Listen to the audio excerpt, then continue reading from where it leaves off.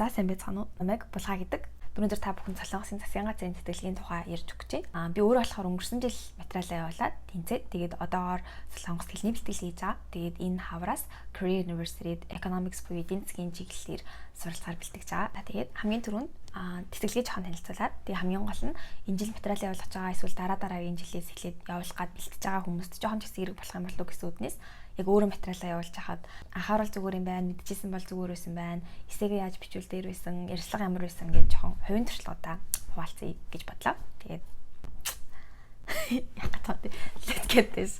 Засгийн газрын тэтгэлэг нь болохоор жил болгон зарлагддаг.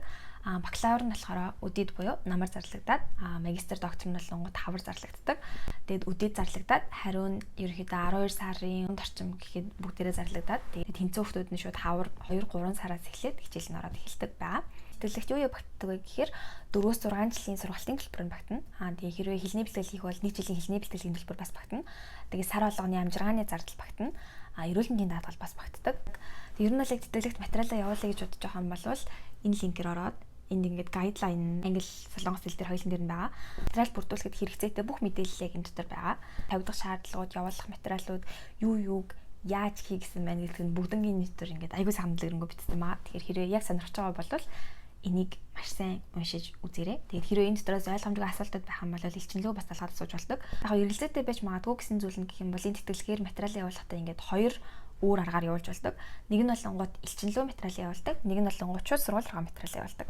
Элчингээр дамжуулж явуулахын давуу тал нь болохоор 3 сургууль руу явуулах боломжтой байдаг. Гэхдээ арай илүү өрсөлдөөнтэй байдаг гэж хэлж болно. Яагаад гэх юм бол явдаг шатлал нь эхлээд одоо Монголоос явуулж байгаа бүх хүүхдүүд дундаа өрсөлдөөд тэгээд эхлээд элчингээс тэнцээд дараа нь Солонгосын боловсролынгийн хүрээлэн лөө материалч яваад тэндээсээ хэрэг тэнцэх юм бол сургууль 3 сургууль чинь материал нь яваад тэгээд сургуультай тэнцэх юм бол наашаа ирдэг гэсэн үг.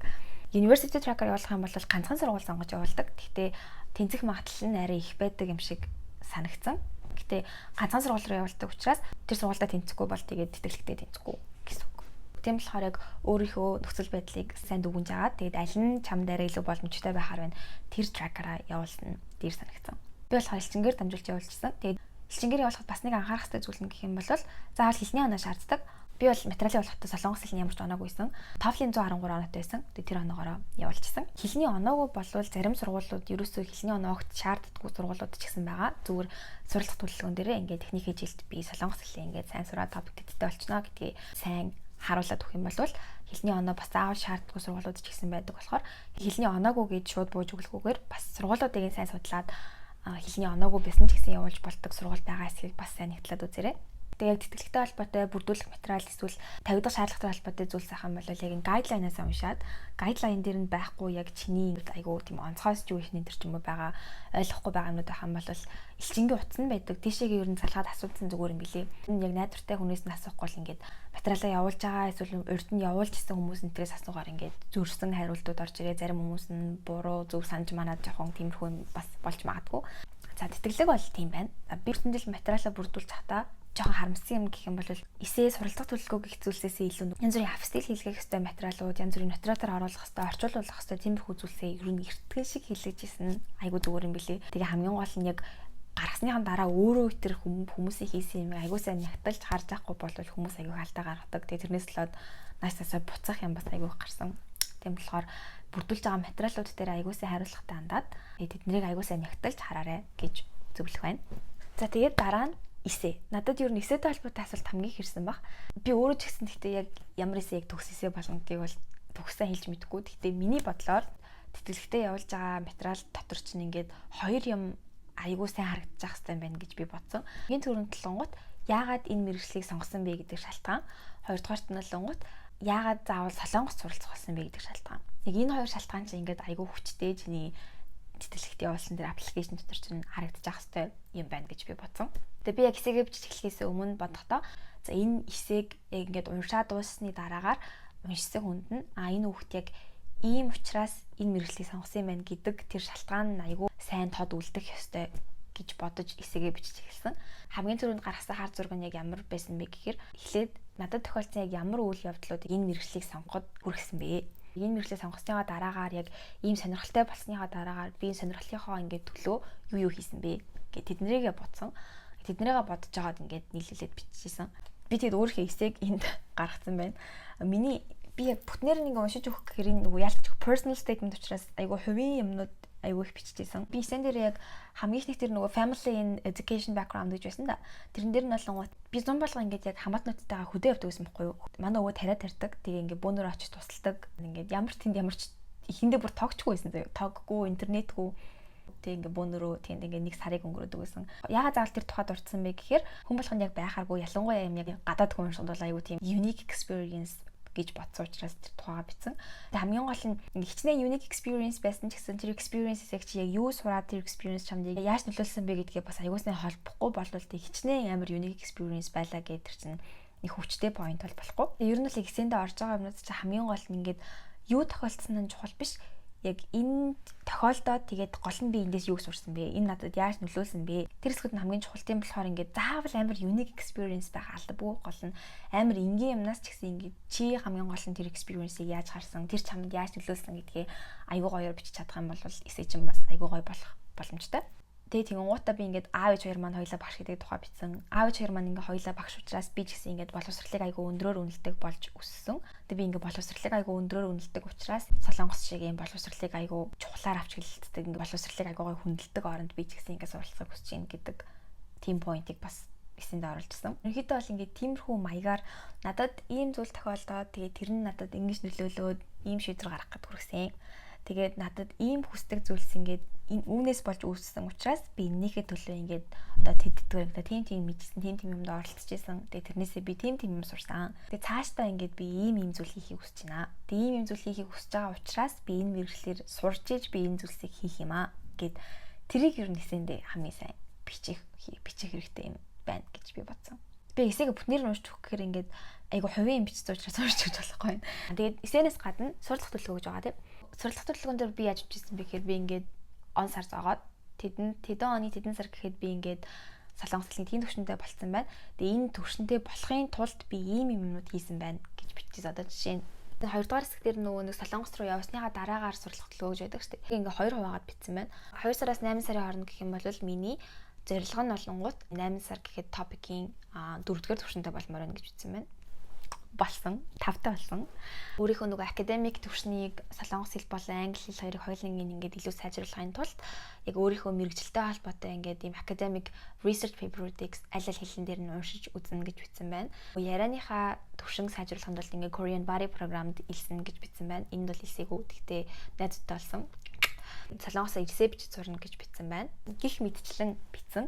Энийг битээ тэр чигтэн копи дараа oh my god хүний юмнаас юусоо копи хийж болохгүй шүү. Тэгтээ суралцах төлөвлөгөөгөө иймэрхүү байдлаар ингээд он сар гаргаад тэгээд зорилго нь юу юм? Энэ зорилгодоо хүрэхийн тулд би яг юу хийх юм гэдэг тэднэрийгээ бичвэл суралцах төлөвлөгөө арай гоё бичигддэм юм болов уу гэж би анзаарсан. Гэхдээ суралцах төлөвлөгөөг би ч гэсэн ер нь айгүй бүүдгэр бичсэн. Яг юу бичих хэвтэй гэдгийг ингээд мэдхэд жоохоо хэцүү. Тий хүмүүсээс асуугаар ингээд хүмүүсний болч өгдөөс би бичээд үгүй ингээд эсвэл ингээд мөнгө нэхэж мэгээд хүмүүс чинь жоохоо амар гэдэг юм билий. Би өнгөрсөн жил тэрийг бол яг ямар хатуу ороо гэж бодсон. Нөгөө study plan дээр ингээд future plan after study гэж байдаг шүү дээ. Тэрэн дээр нь ингээд аль болох зөвхөн өөрөө ингээд сураа зогсохгүй энэ тэтгэлгээс ингээд олж авсан мэдлэгээ бусадтай хуваалцаад community-даа ингээд эргүүлээд ямар нэг зүйл өгөхийг хүсэж ин гэдэг зүйлээ бас дурдчихсан. Тэтгэлэг чи ингээд хүн болгонд ингээд айгүй их мөнгө зарж байгаа шүү дээ. Надад ингээд мөнгө зарчвал ингээд би эргүүлээд бас ингээд чадлаараа community-даа тусалах болно гэдгийг аппликейшндаа бас юу н харуулвал айгүй дайжгүй point болно. Стадич юм болонгууд хэлний план шүү дээ. Яг university-ийн план дээр болонгууд би сургуулиудаа айгуус судалж байсан. Бүгд нь л орж үзээд яг миний major дээр ямар хэсгэлүүд санал болгоод юм байна. Ямар профессорууд ямар research paper-ууд гаргаж байсан багш нар байд юм гэдгийг нь бүгднийг судалж үзэж байгаа. Тэний багш нарын ийм лектэнд би сууж үзмээр байна. Ийм research paper дээр ингээд уншиж үзмээр байна. Тэгээ энэ сургуулийн ийм боломж олгодог, ийм лекцэн суух боломжтой байдаг, ийм соёлын experience бас олгодог. Би эднэрт нь сууж үзмээр байна гэд тэднийг хайлуулах ингээд айгүй найрагчлал тусгаж ирсэн. Тэр нь ингээд чи яг сургуулаа үнэхээр сайн сонирхож байгаа, сургуулаа ингээд сайн мэддэг юм байна гэдэг чинь бас ингээд аппликейшн дээрээс ч харагдана. Тийм болохоор study plan-а бичиж байгаа үедээ бас research аягүй сайн хэрэгтэй. Залхуурлахгүй сургуулийнхаа сайтуудыг сайн ухаад үзээрэй. Жохон төвөгтэй ч гэсэн сайн ухах юм бол бас гоё юм гарч ирдэг. Study plan тийм байгаад тэгэнгуутаа ярилцлага. Би болонгууд тавтаа элчингийн материал явуулжсэн. Тийм болохоор элчингийн ярилцлаганд орчихсон. Сургууль руугаа явуулах юм бол сургуулийн ярилцлаганд ордог. Элчингийн ярилцлаганд орох гэхдээ амар эсэн нөгөө нэг яг тэнцэн хүүхдүүд рүү ингээд залгадаг Тэгээд тэнцээгүй бол ерөөсө залгадаггүй. Залгах ёстой байсан өдөр нь ингээд өглөө зарим хүүхдүүд эдийн залгаад хариуг нь хэлсэн байсан. Тэгээд 12 өнгөрчүүд ханаа зүрээс залгаагүй. Тэгээд би за аль нь өглөөнөөс хойш ингээд залгаад эхэлсэн болвол хитгэн хүүхдэд залгаж хэлж байгаа юм чи ингээд тэнцээгүй байна гэж амар гутарсан явчихсан. Тэгсэн чинь надад 2 цаг өнгөрөөд залгаад тэнцсэн байна гэд ярилцлаган дээр жороорой гэж залгажсэн. Тэгээд ярилцлагандаа орохдоо л мэдээж жоохон дэг заягтай уцлах хэрэгтэй. Солонгос хүмүүс ярилцлагыг авдаг. Гэхдээ солонгос англи хэлээр айлайлангаар нэрж болно. Тэгээд айлайлангаар нэрж чадахгүй гэх юм бол монголоор бас яриад тэгээд чиний монголоор ярьсныг ингээд орчуулад хэлж өгөх элчингийн хүн бас ингээд сууж идэг аюул дэж санагдсан. Гэхдээ ер нь бол мэдээж солонгос юм англи хэлээр айл нэгээр нь шууд өөрөө ярих юм бол тэр чинь ингээд чиний хэлний чадварыг бас харуулж байгаа учраас мэдээж давуу тал болно. Би бол ярилцлага англиар хүчсэн. Өөрийгөө танилцуулахдаа тэрийг бол ингээд танилцуулгын чинь өөрөө орохоос өмнө бэлдээд орох боломжтой шүү дээ. Тийм учраас тэрийг солонгосоор бэлдэжсэн. Яг ярилцлагын тэр нэг хэдхэн минут чинь ингээд чиний ярьж байгаа бүх зүйлс чинь ингээд нэг бол чамд оноо авчрна, нэг бол чамаас оноо хаасна. Тийм учраас аль болох ингээд бүртөө нэмэх оноо авчрах зүйлийг хийх хэрэгтэй. Ярилцлагын үеэр бол яг чиний суралцах төлөвлөгөө эсен дотор чинь байгаа юмнуудыг асуудаг. Орохоос өмнө ер нь бол хиймээр юм байна да гэж бодсон юмнууд нь би чинь нэг өөрөө экономиксын төлөө суралцж байгаа учраас Монголын экономик бол ингээд солонгосын экономиксын тухай жоохон мэдээлэлд орсон. Одоо солонгосын экономикс ингээд сүүлийн хэдэн жил ингэж өссөн. Тийм судалгаан дээр ингээд тэгж дурдсан байсан.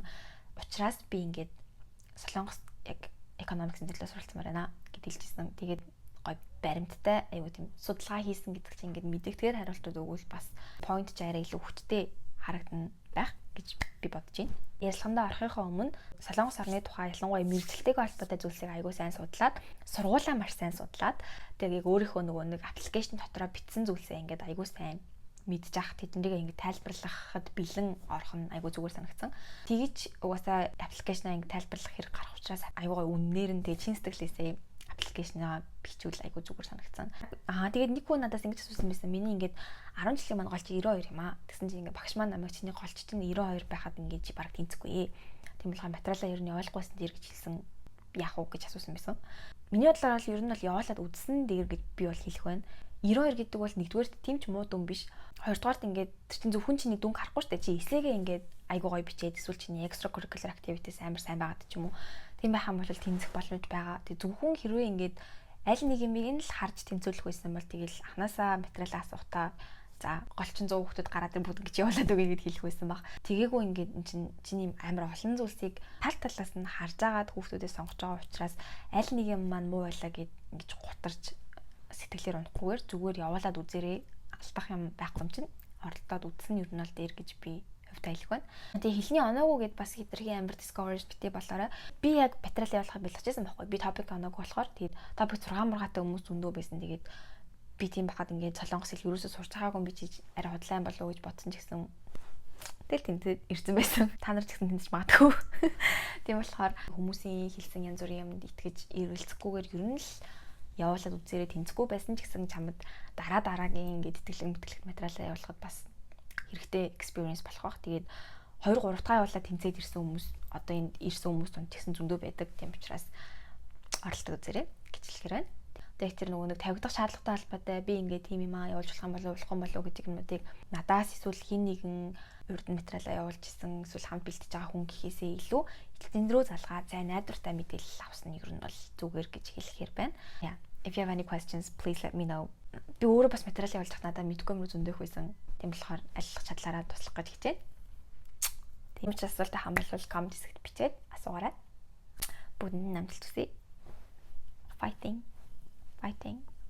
Дараа 7 хоногоос влогууд оруулж эхлэх бах. Тэгээд өвний 7 хоногт влого миний ингээд хичээл эхэлж байгаа үеийн өвөний влог байгаа байхгүй. Би тэгээд тэрийг ингээд оруулах гэсээр байдал би ингээд дараа 7 хоногт одоо midterm те. Оройтсан гэсэн гэхдээ тэр бичлэгийг оруулах байх гэж бодож байна. Тэгээд дараагийнхаа бичлэгүүдээр уулзсан гэж найдаж байна. Тэгээд амжилт хүсье. Fighting. Яа.